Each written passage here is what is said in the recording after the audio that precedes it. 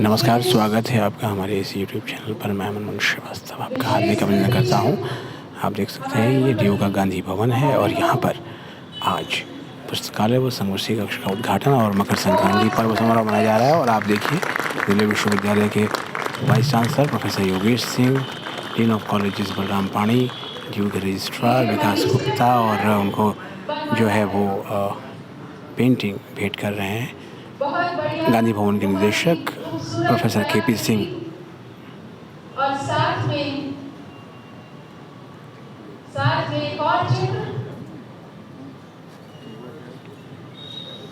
गांधी भवन जब पूरी तरह से खिला होता है फूलों से, तो उसकी एक झलक इस चित्र के माध्यम से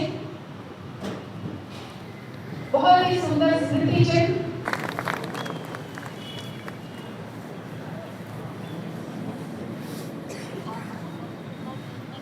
नमस्कार, आप सभी को मकर संक्रांति और लोहड़ी पर्व की बहुत बहुत बधाई। अभी वो पर्व आया नहीं, पर एक दिन पहले हमने मनाने का तय किया कि सिंह साहब ने लाइब्रेरी का उद्घाटन वाले दिन इसको मनाने का एक दिन पहले किया।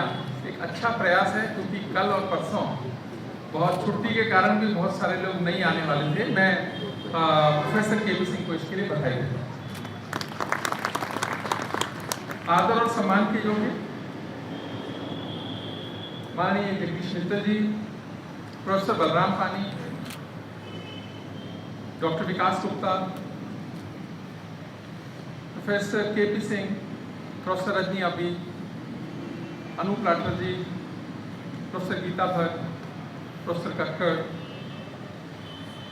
और यहाँ पर बहुत सारे principals, head of the departments और जो प्राध्यापक हैं जो यूनिवर्सिटी टीचिंग डिपार्टमेंट्स और कॉलेजेस से आए हैं।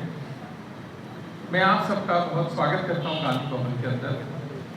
इसके अलावा जो ऑफिशियल्स हैं और गांधी भवन के जो कर्मचारी हैं, मैं उन सबको भी इस पर्व की बहुत बहुत बधाई देता हूँ। केपी सिंह साहब लाइब्रेरी सब्जेक्ट से जुड़े हुए हैं। लाइब्रेरी की किताबों से अपेक्षा की जाती है कि सबको कुछ सीखने को मिलेगा, तो इन्होंने लाइब्रेरी जो यहाँ पर थी, वहाँ किताबें तो थी पर लाइब्रेरी का माहौल नहीं था, तो उसको सही तरीके से ऑर्गेनाइज किया, रीऑर्गेनाइज किया और एक अच्छे स्वरूप में गांधी भवन में लाइब्रेरी बनाई। तो अपने लाइब्रेरी के सब्जेक्ट का होने का भी सार्थक किया और एक जो आवश्यकता थी उसको भी पूरा किया। उसके लिए गांधी भवन को बहुत बहुत सरकार ने, दिल्ली के लेफ्टिनेंट गवर्नर ने हमारे को अनुमति दी कि 3-4 हमारे जो बड़े प्रोजेक्ट्स हैं उसका एनवायरनमेंट का और फॉरेस्ट डिपार्टमेंट का क्लियरेंस हो गया। दिल्ली के अंदर ये बहुत बड़ी प्रॉब्लम हो गया, पेड़ों को एक जगह से दूसरी जगह भेजने की अनुमति लेना, और कई पेड़ शिफ्ट नहीं हो सकते, बहुत पुराने हैं, उनको काटने की अनुमति लेना, ये बड़ा काम है। और आज अच्छे दिन सभी अखबारों में ये रिपोर्ट हुआ है, राजभवन ने इसको किया। ये सब हमें दिल्ली विश्वविद्यालय के सभी लोगों के लिए बहुत खुशी की बात है। से कुछ एग्जिस्टिंग डिपार्टमेंट्स और फैकल्टीज वहाँ शिफ्ट हो सकती हैं, तो यहाँ जो रहेंगे उनको फ़ायदा होगा, नए लोगों को नई जगह मिलेगी। क्योंकि ये जो डेवलपमेंट का काम है, ये निरंतर चलने वाला काम है। अगर हम इसको कुछ साल के लिए, कुछ समय के लिए, कुछ दशकों के लिए छोड़ देते हैं तो बैकलॉग बहुत ज़्यादा हो जाता है। और ये मेरे ख्याल से दिल्ली विश्वविद्यालय से ज़्यादा तो कोई नहीं समझ सकता। 5000 एडहॉक टीचर्स का बैकलॉग हो गया था खड़ा। अभी धीरे धीरे हमने उससे बाहर आए हैं कि एडहॉकिज्म से दिल्ली विश्वविद्यालय को बाहर लाया जाए, और उसमें हमें काफ़ी सफलता मिली भी है। और उम्मीद करता हूँ कि अगले 2-3 महीने के अंदर ये काम पूरा हो जाए, ऐसी अपेक्षा है। तो जो लोग इससे जुड़े हुए हैं, सबसे अपेक्षा है कि हर दिन काम करें। छुट्टी मनाने का, लेने का काम हम अगले साल करेंगे। ये जो साल है इसके अंदर इसको एक समस्या को ख़त्म करें। और एक और बात है, खाली समस्या नहीं ख़त्म करनी है कि आगे फिर ना खड़ी हो जाए। आगे ये फिर ना खड़ी हो जाए, इसके लिए कानून से इसको बंद करेंगे आने वाले वक्त में। यानी मतलब क्या, अगर पोस्ट खाली है तो आप रेगुलर अपॉइंट कीजिए, 3 महीने पहले कर लीजिए, 4 महीने पहले कर लीजिए, बच्चा तभी ज्वाइन करेगा जब सीट वो खाली होगी जगह। लेकिन इस कारण से, हाँ 6 महीने का हमने रखा है, इस कारण से हम ये व्यवस्था ना चलाएं कि जो हमें आसान लगती है। देखो आसान रास्ते आसान नहीं होते हैं लेकिन दूर का नुकसान करते हैं। आसान रास्ते आसान नहीं होते हैं पर दूर का नुकसान करते हैं। मुझे भी एडहॉकिज्म का रास्ता था, बहुत सारे मेरे मित्रों ने सजेस्ट किया जी बढ़िया रास्ता है, इसको चलने दो, 2 4 5 आप भी लगाना इसमें, आसान रास्ता है सबके लिए, ये फील गुड का रास्ता है। मैंने कहा लेकिन जो लगता है ना उसके लिए फील बैड हो जाता है। इसमें शुरू में लगता है फील गुड की एक जॉब मिली है, लेकिन लंबे समय 10 साल 12 साल 15 साल जिन लोगों ने काम किया है उनका दुख दर्द वो ही जान सकते हैं। कैरियर में अल्टीमेटली नुकसान होता ही है। यानी आप एक अपॉर्चुनिटी जो सरकार ने दी थी, आप उस अपॉर्चुनिटी को लिमिट कर रहे हैं उन बच्चों के लिए। इसलिए इससे हम दिल्ली विश्वविद्यालय को बाहर लाएंगे कि आने वाले वक्त में भी ये चीज़ खड़ी ना हो जाए। ये आप रेगुलर रखिए, बच्चे को रेगुलर रखिए, शुरू से रखिए, आखिर उसको भी उसका भी एक कैरियर पाथ ठीक से बने, आगे जाने के लिए बने और उसका एक अच्छा भविष्य बने और वो फिर उसी हिसाब से कॉन्ट्रीब्यूट करें। दूसरा जो संकल्प है अभी क्या है कि आज का दिन, अभी मकर संक्रांति और संक्रांति से सूरज उत्तरायण की तरफ जाता है, तो उत्तरायण की तरफ जाता है, पर मुझे ऐसा लगा इतनी धूप है कि आज ही उत्तरायण में आ गया सूरज। यहाँ बैठते हुए भी लग रहा था इतना ज़्यादा धूप है। तो ये जो धूप है, ये एनर्जी जो है, जो ईश्वर हमको एनर्जी देता है, ये काम करने के लिए एनर्जी देता है, कुछ अच्छा करने के लिए देता है, दूसरों के जीवन में अच्छा लाने के लिए देता है, और उसका फायदा सबको मिलता है और मिलना चाहिए। और ये जो योग संयोग परिस्थितियों का बनता है, वो केवल एक कोई वाइस चांसलर के कारण नहीं बनता है, वो सबकी मेहनत, सहयोग और एक समर्पण से बनता है। और आज जो परिस्थिति बनी है जिसमें सबको लग रहा है कि हम सब मिलकर काम कर रहे हैं और कर भी रहे हैं, तो ये एक जो समस्या थी इसको हमने काफ़ी हद तक कम किया है। तो मेरी प्रिंसिपल्स जो लोग बैठे हैं उनसे भी रिक्वेस्ट है कि आप रेगुलर रिक्रूटमेंट को करते रहिए। ये वन टाइम और ये कभी कभी होने वाला काम नहीं है, कम से कम साल में 2 बार आपको हमेशा करना चाहिए, जिससे लगे कि दिसंबर तक जो लोग खत्म हो रहे हैं उनका करिए और उसके बाद जून तक जो हो रहे हैं दूसरा करिए। अब इसके बाद जो फोकस है हमारा, और हमें करना भी चाहिए हम सबको, कि अभी नॉन टीचिंग के साथ हम कुछ कर नहीं पाए, अभी तक ये 2 वर्ष में कर नहीं पाए। अब धीरे धीरे वहाँ पर भी ध्यान करेंगे कि किस तरह से हम कर सकते हैं, जिस कारण से वहाँ पर भी जो इतना सारा बैकलॉग है और इतना सारा वैकेंसीज भी हैं, वो अब धीरे धीरे देखते हैं कैसे लगता है। इस तरफ से जो ध्यान हटेगा हम भी और कॉलेजेस में भी, वो भी हम करें, जिससे क्या होता है कि जीवन में स्थायित्व लोगों के आएगा और लोग अच्छा काम करेंगे। अभी बहुत सारा संकल्प लेने का दिन है, जैसे केपी सिंह जी कह रहे थे, और भारत की सरकार ने कहा कि अब संकल्प लेने का दिन है। भारत की सरकार ने तो संकल्प ले लिया कि विकसित भारत बनाना है। दिल्ली विश्वविद्यालय को भी संकल्प लेना है कि विकसित भारत बनाने में वो क्या कर सकता है और विश्वविद्यालय की क्या उसमें भूमिका हो सकती है और क्या योगदान हो सकता है। अभी भारत की सरकार ने एक पोर्टल लॉन्च किया है जिसमें कि आप आइडियाज़ दे सकते हैं। मेरी आप सबसे रिक्वेस्ट है कि आप लोग उस पर रजिस्टर कीजिए और अपने सभी स्टूडेंट्स को रजिस्टर कराइए। हमको ये संकल्प लेना चाहिए कि कम से कम दिल्ली विश्वविद्यालय से 3, 4, 5 लाख लोग रजिस्टर करें। अगर हम कहते हैं कि हमारे पास 6 लाख विद्यार्थी हैं, रजिस्टर करें और अपने अपने आइडियाज सोचें, शेयर करें। कॉलेजेस लेवल पे भी शेयर करें और यूनिवर्सिटी लेवल पे भी शेयर करें। उसके डिफरेंट टाइप के हम प्लेटफॉर्म्स देंगे। ये बात नहीं है कि केवल स्टूडेंट्स नहीं देने हैं, हर व्यक्ति सोच सकता है कि किस तरीके से भारत आगे जाए। देखिए, इससे बड़ा कोई डेमोक्रेसी में मिशन नहीं हो सकता कि पूरे देश को इन्वॉल्व करने का सरकार प्रयास कर रही है। एक प्रोफेसर साहब मेरे पास आए और उन्होंने कहा कि ये तो सरकार ने अपने लिए कर रही है, इसमें हमारा तो कुछ है नहीं। मैंने कहा देश आगे बढ़ेगा तो आप भी तो आगे बढ़ेंगे, आपको भी तो फायदा होगा, और आपको न भी हो आपके बच्चों को फायदा होगा, आने वाली जनरेशन्स को फायदा होगा। तो हमें इसमें योगदान देना चाहिए। हम इतनी छोटी सोच रखें ही क्यों कि ये चुनाव की दृष्टि से किया जाने वाला एक स्टेप है। ये सोच अपने आप में आपके व्यक्तित्व को छोटा कर देती है। मेरी आप सबसे ये रिक्वेस्ट है कि आप पूरे कॉन्फिडेंस से इस बात को रखिए और सोचिए ना। हम भी सोचते हैं कि क्या अच्छा कर सकते हैं। मेरे को लगा एडवोकेज़म की मैंने बात करी, टीचिंग की, नॉन टीचिंग की, नया इंफ्रास्ट्रक्चर विश्वविद्यालय में आए उसके लिए प्रयास रहते हैं। आप देखिए ना, सरकार ने 1500-1600 करोड़ की व्यवस्था कर दी। न पैसे की कमी है, न इच्छा शक्ति की कमी है, और अप्रूवल्स भी धीरे धीरे आ रहे हैं, तो सब कुछ नज़र आएगा तो हम ज़्यादा बच्चों को पढ़ा पाएंगे। आखिर क्यों चाहिए हमें इंफ्रास्ट्रक्चर? हमें कोई रहना तो है नहीं वहाँ। अगर इंफ्रास्ट्रक्चर बढ़ेगा, आज अगर हम 5 लाख बच्चों को पढ़ाते हैं तो कल 8 लाख बच्चों को पढ़ाएंगे, और वो 8 लाख बच्चे इस देश की विभिन्न गतिविधियों में काम करेंगे। तो ऐसे मन तैयार करो जो इस देश से प्यार करते हैं। उनको ये ना लगे कि भारत सरकार ने संकल्प लिया, तो उनके अंदर एनर्जी, और आप सबके अंदर एक पॉजिटिव एनर्जी आनी चाहिए। उसमें कुछ जैसे होता है ना कि इफ एंड बट्स हर जगह लगाना, क्योंकि किसी ने बहुत अच्छा कहा है कि बहुत तर्क करने वाला व्यक्ति सामान्यतः श्रद्धा शून्य होता है। यदि आप श्रद्धा नहीं रख सकते ना किसी पे, तो आप में वो इंटरनल एनर्जी डेवलप नहीं हो सकती, और होगी तो बहुत कम होगी। आप तर्क करते रहिए। सवाल है कि आप कंट्रीब्यूट कितना करते हैं। आपका कंट्रीब्यूशन केवल तर्क करने का कंट्रीब्यूशन नहीं हो सकता। मुझे बहुत सारे लोग ऐसे मिलते हैं कि जी हम तो ऑडिटर की तरह बिहेव करते हैं, हमारा यही काम है कि कोई गलत काम ना हो जाए।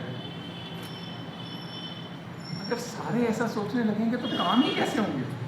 अगर सारे ऐसा सोचने लगेंगे कि ये गलत काम हो गया, ये गलत काम हो गया, जब भी काम होगा तो कुछ गलत होंगे ही, मानव स्वभाव है। लेकिन हमारी ओवरऑल जो डायरेक्शन है, ओवरऑल जो सोच है, ओवरऑल अच्छा काम करने की जो एक नियत है, उसमें गलती नहीं होनी चाहिए। छोटा मोटा हो जाता है, कोई ऐसी बात भी नहीं है, और ये देश समाज माफ़ भी करता है अगर छोटी मोटी गलती होती है। ऐसी बात नहीं है कि माफ़ नहीं करते, माफ़ भी करते हैं अगर गलती हो जाए तो। गलती और गुनाह में फ़र्क होता है।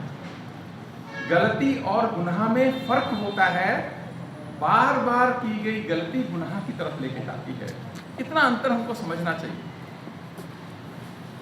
आज स्वामी विवेकानंद जी का भी जन्म जयंती है। स्वामी विवेकानंद जी ने, उनके पास, आप कभी सोचो ना, स्वामी जी के पास था क्या? भारत उस समय निराशा के माहौल में था, आज़ाद नहीं था। उसके अलावा भारत के मनोबल को तोड़ने का ऑर्गेनाइज्ड प्रयास उस समय सरकारों ने किया, और मनोबल भारत का टूटा भी। आर्थिक दृष्टि से भी खराब हुए, मनोबल भी टूटा। आर्थिक जो दृष्टि है ना, वो जल्दी ठीक हो जाती है।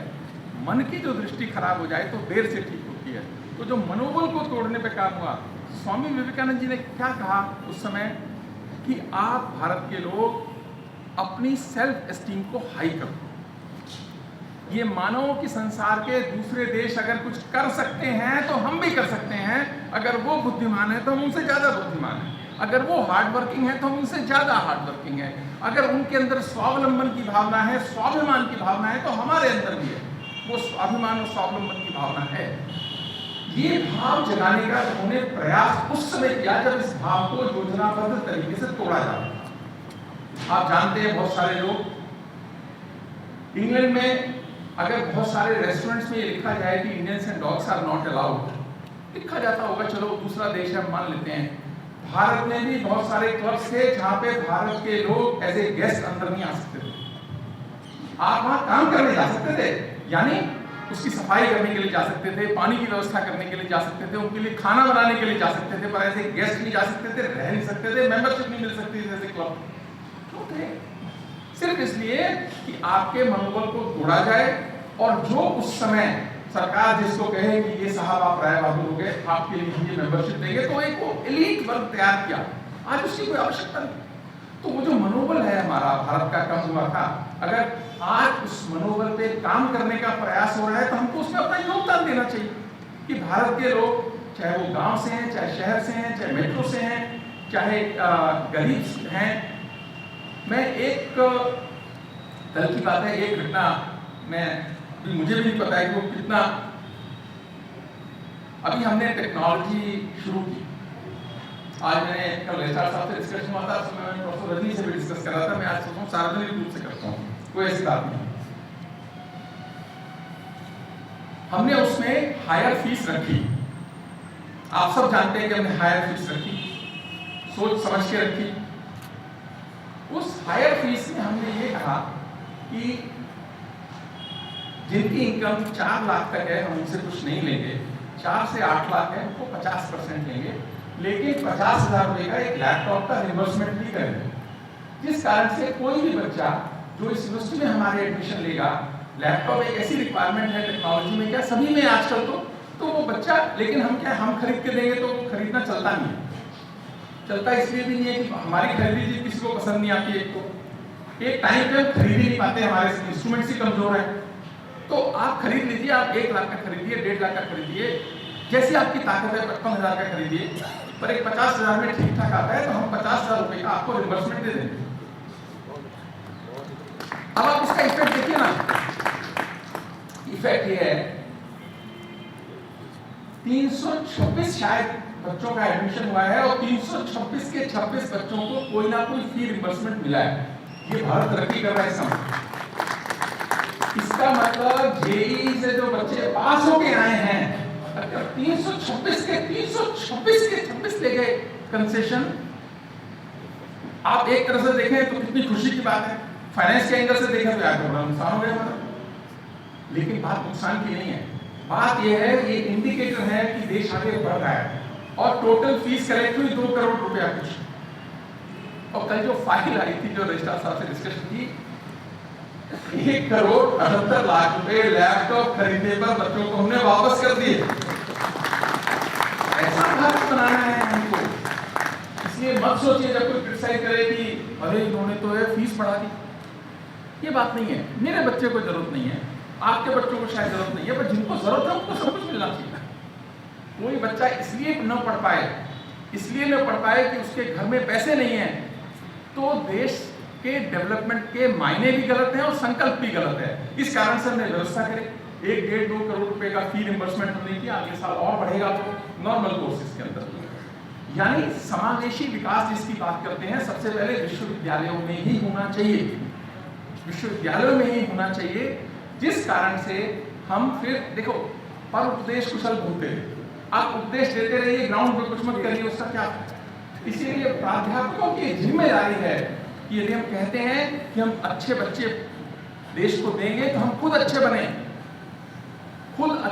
और खुद अच्छे बनेंगे। जब हम कह रहे हैं मकर संक्रांति के बाद उत्तरायण में सूरज गया तो अच्छे दिन, बड़े दिन आ रहे हैं कि काम करने के दिन हैं, तो अपने अपने संकल्प लें आप कि आपका योगदान इसमें क्या हो सकता है भारत को एक विकसित राष्ट्र बनाने में। और सबसे बड़ा योगदान ही प्राध्यापकों का हो सकता है, सबसे बड़ा योगदान इंडस्ट्रीज का नहीं हो सकता। इसमें इंडस्ट्रीज की अपनी सीमा है, और तो पैरामीटर इकोनॉमिक है ग्रोथ डेवलपमेंट का, और उसकी अपनी एक सीमा है। प्राध्यापकों की कोई सीमा नहीं है, आपको अपनी सीमा, अपनी मर्यादा खुद तय करनी है। अपनी भूमिका तो खोजिए ना, लेकिन आप अच्छे कहेंगे, अच्छे बनेंगे तो विद्यार्थी आपको फॉलो करेंगे, सिर्फ कहने से नहीं करेंगे। यदि आप क्लास नहीं लेंगे, यदि आप झूठ बोलेंगे, यदि आप विद्यार्थी को समय देकर वहां उपलब्ध नहीं होंगे, तो आपकी बात का प्रभाव पड़ेगा नहीं उसके ऊपर। 1, 2, 3 जनरेशंस में ये परिवर्तन आता है, लेकिन धीरे धीरे आता है, ऐसा नहीं कि एक दिन में चेंज हो जाएगा। तो इसी कारण से मैं बहुत लंबा नहीं बोलूंगा। जब हम बात करते हैं कई बार कि प्रशासन सख्ती करके, वो चाहे वाइस चांसलर साइड से हो, चाहे वो प्रिंसिपल की साइड से हो, टीचर को क्लास में भेज सकता है, पढ़वा तो नहीं सकता। आप क्लास में भेज सकते हैं, कोई भी नियम बना दीजिए, आप यहाँ से नोटिफिकेशन कर दीजिए, पढ़ा नहीं सकते। पर्पस क्लास में भेजना नहीं है, वो उसकी प्रोसेस का एक छोटा सा हिस्सा है। पर्पस क्या है? अच्छा पढ़ाना, बच्चे को इंस्पायर करना। प्राध्यापक तो अपने आप में एक इंस्टीट्यूशन है। वो जो आग है, वो जो समझ है, अच्छा करने की चाहत है, वो अंदर से है। वो आग आप जलाइए अपना। हम तो कह देंगे कि लगा दो, हम तो ये भी कल कह देंगे कि कैमरे लगा दो, सबसे पूरा कुछ नहीं। क्योंकि पर्पस ये नहीं है कि आप क्लास में जाएं, पर्पस ये है कि आप बहुत अच्छा पढ़ाएं, दूसरों की जिंदगी में परिवर्तन लाएं, उनकी इंस्पिरेशन बने, और जो विश्वविद्यालय दिल्ली विश्वविद्यालय देश का सबसे अच्छा प्रतिष्ठित विश्वविद्यालय है, उससे लीडरशिप की उम्मीद हर क्षेत्र में की जाती है। आपको हैरानी होगी, हर 15-20 दिन महीने में भारत की सरकार का कोई ना कोई डिपार्टमेंट हमसे ये पूछता है कि हमें इस चीज में एडवाइस करो, लेकिन वो साइंटिफिक एडवाइस एक्सपेक्ट हमसे करता है और वो जो ब्रिजेस हैं उनको मजबूत करना है ताकि पॉलिसी में आए साइंटिफिक स्टडीज, वो जो पॉलिसी में आएगी तो समाज में, देश में उसका ज्यादा फायदा होगा। ये एक बात है जो हम सब टीचर्स को अपनी भूमिका सोचनी चाहिए, करनी चाहिए। कल परसों भी मैं जब मैं बात कर रहा था, मैंने एक बात कही थी कि इस इन्फ्लेशन बैड फॉर इकोनॉमी और गुड फॉर इकोनॉमी, एक प्रश्न है, इसमें कई आर्टिकल्स भी अखबारों में आए, is inflation good for economy और बैड फॉर इकोनॉमी? पता नहीं। अगर 20 करोड़ के देश में ये बैड हो सकता है, क्या 140 करोड़ में बैड होगा या गुड होगा? साइंटिफिक स्टडी तो कोई नहीं है, कॉमन सेंस से इसमें बात होती है। तो इकोनॉमिक्स डिपार्टमेंट को अगर ये काम देते हैं, दिया भी हमने, उनका मानना भी कुछ था, लेकिन अगर सरकार को हम सही एडवाइस करें, अब सही बहुत मुश्किल है क्योंकि वो समय तय करेगा कि ये सही था कि नहीं था, तो कॉमन सेंस से सारा पॉलिसी बनती है। फिर हम रोते हैं कि पॉलिसी में ऐसा हो गया। यानी जब हम नेशनल एजुकेशन पॉलिसी कहते हैं ओरिजिनलिटी, क्रिएटिविटी, तो हर सब्जेक्ट अपने आप में बहुत महत्वपूर्ण है, उसमें हम कुछ ओरिजिनल सोचें, आइडियाज पे काम करें और भारत को 47 तक विकसित बनाने के योगदान में उन आइडियाज को लिखें। आप अपने व्यूज दीजिए ना, खुल के व्यूज दीजिए। ऐसा जब 10,000, 20,000, 50,000 लोग के व्यूज आएंगे कि अच्छा है और नहीं अच्छा है, तो कुछ लोग तो पढ़ेंगे ना, समझेंगे और उसमें से फिर पॉलिसी पे आएगी वो चीज। अदरवाइज सारी इकोनॉमिक पॉलिसी जो है वो इसी तरह से चलती है कि डेट को कंट्रोल करें। अब अमेरिका का डेट कितना है इस समय? आपका 123% ऑफ द जीडीपी है, उनकी जीडीपी का 123% ओवर एंड अबव उनका डेट है। ये अच्छा है कि बुरा है? अमेरिका का जीवन तो बहुत अच्छा है, आम जीवन, आम अमेरिका का अच्छा क्या है? आम व्यक्ति का जीवन स्तर अच्छा है। हमारे यहाँ हम सब जो बैठे हैं, हमारा आम अमेरिकन से अच्छा जीवन स्तर हो सकता है, लेकिन आम भारतीय का जो जीवन स्तर है, जो पैरामीटर्स हैं, वो आज उतने अच्छे नहीं है जितने उनके हैं। कैसे अच्छे हो सकते हैं? यहाँ पे छुपा है संकल्प विकसित भारत का, वो कैसे करें? उस पर मैं समझता हूँ हमको सीरियसली सोचना चाहिए। ये एक प्लेटफॉर्म ही नहीं है, एक अपॉर्चुनिटी है, और दिल्ली विश्वविद्यालय से कम भारत की सरकार ये जरूर अपेक्षा करती है कुछ तो ऐसे आइडियाज आएंगे जो इंप्लीमेंट होंगे। एक आइडिया देखिए आप, वो आइडिया हम क्लास में लाए थे मेरे पास ऑर्फनेज बच्चों के लिए, 2 सीटें हर कोर्स में रिजर्व की हैं। आपको पता है हम सबने एडमिशन किए, 100 बच्चों का एडमिशन भी हुआ, 102 या 100 बच्चों का एडमिशन हुआ, वो बच्चे आए वो एक बार। लेकिन आपको खुशी होगी जान के कि मिनिस्ट्री ने इमीडिएटली सभी यूनिवर्सिटीज को डायरेक्शन इशू किया कि लिखते हुए कि दिल्ली विश्वविद्यालय ने किया है, आप पूरे देश में इसको लागू कीजिए। छोटी बात नहीं, एक छोटा सा आइडिया जो इंप्लीमेंट हुआ, अभी उसको 3 महीने हुए थे, पूरे देश में सरकार ने लागू कर दिया।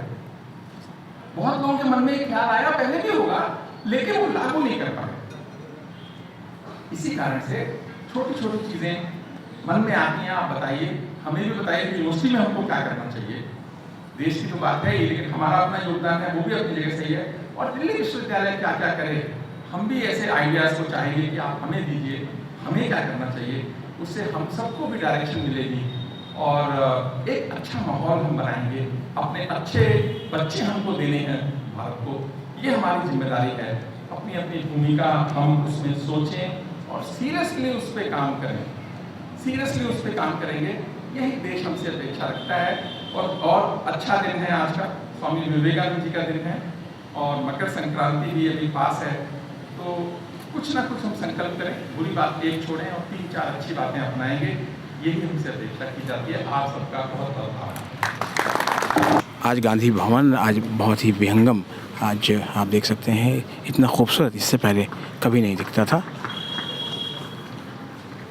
ये उल्लास का माहौल है, ताली बजा सकते हैं। उत्तरायण सूर्य अब होने ही वाले हैं और आज जो कार्यक्रम है वो मकर संक्रांति का ही है।